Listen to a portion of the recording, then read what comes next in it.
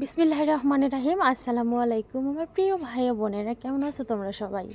আশা করি খুব ভালো আছো। আল্লাহর অশেষ মেহেরবানিতে আমিও খুব ভালো আছি। চলে আসলাম সুন্দর একটা বাবার বাড়ির ভিডিও নিয়ে। তো সম্পূর্ণ ভিডিওটা দেখার প্রত্যেকের কাছে অনুরোধ রইল, কেউ স্কিপ করে দেখো না।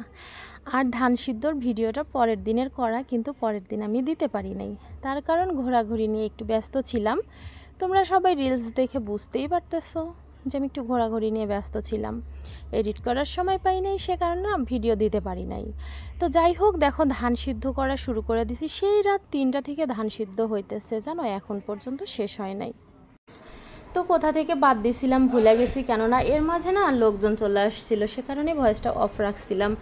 তো যাই হোক, সেই রাত 3টা থেকে ধান সিদ্ধ শুরু করে দিছি, এখন পর্যন্ত শেষ হয় নাই, কেননা অনেকগুলো ধান সিদ্ধ করতে হইতেছে, সে কারণেই। তো যাই হোক, তারপরেও না আজকে কিন্তু শেষ হবে না এই ধান সিদ্ধ, কালকেও আবার করতে হবে, কারণ এত ধান সিদ্ধ করে দেওয়ার কোনো জায়গা না, 2টা ছাদে দেওয়া হবে, তারপরেও জায়গার অভাব।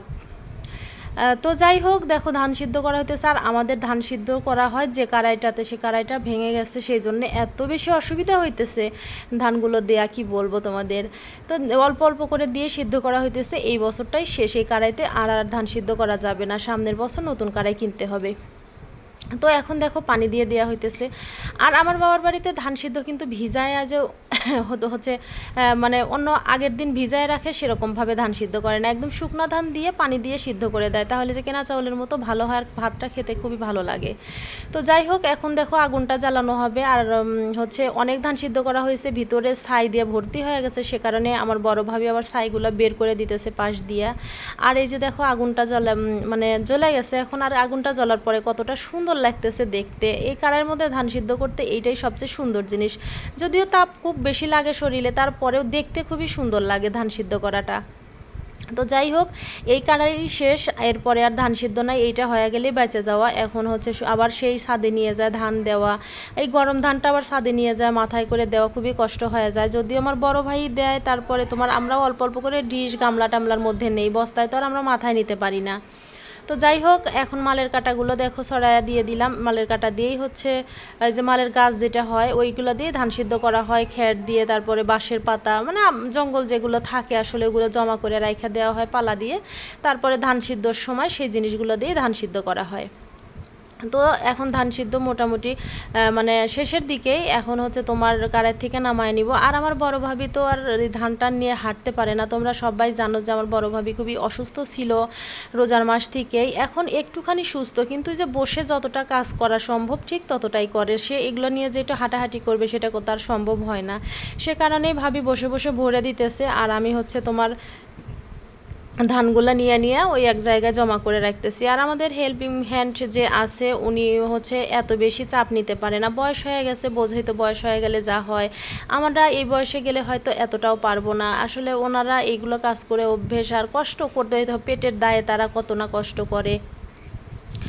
আর এই যে দেখো, এই কাড়ার মধ্যে থেকে যখন ধানগুলো নেওয়া হয় তখন কিন্তু প্রচুর তাপ লাগে, আমার বড় ভাবিরও অনেকটাই কষ্ট হইতেছে। তো কিছু করার নাই, কাজের সময় কষ্ট প্রত্যেককে করতে হবে। আর এই যে দেখো আমার বড় ভাই নিতেছে, আর আমি তোমার এখন ডিশের মধ্যে করে করে যতটা পারতেছি ততটা নিয়ে দেওয়ার চেষ্টা করতেছি। আর আমার ভিডিও করতেছে কিন্তু আমার ভাইস্তা, বড় মেয়েকে বলছিলাম একটু ভিডিও করে দিতে, সে দিল না। পরে আমার যে যমজ ভাস্তা আছে তার ছোটটা, যে সেই ছোট ভাস্তাটাই আমাকে ভিডিও করে দিছে।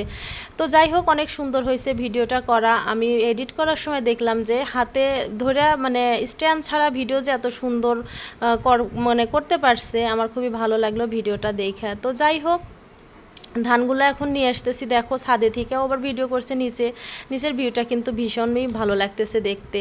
আর তোমার এখন এই যে ছাদে ওঠার সময় কি পরিমাণে যে তাপ, সিঁড়ির মধ্যে সিঁড়ি যে আগুনের মতো হয়ে গেছে, পায়ে দেওয়া যেতেছে না খালি পায়ে, এত বেশি তাপ হয়ে গেছে, সিঁড়িগুলো গরম হয়ে গেছে, রোদের তো প্রচণ্ড পরিমাণে তাপ।